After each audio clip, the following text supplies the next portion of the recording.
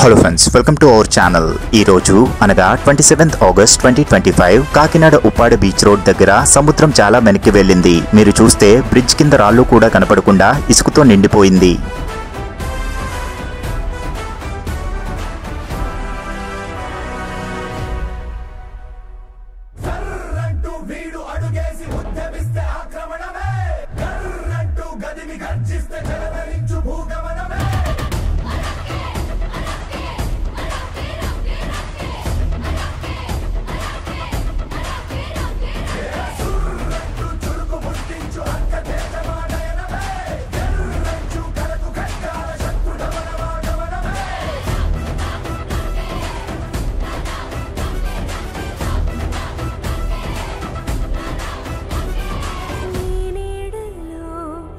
So, thanks for watching the video friends. Please do support and subscribe.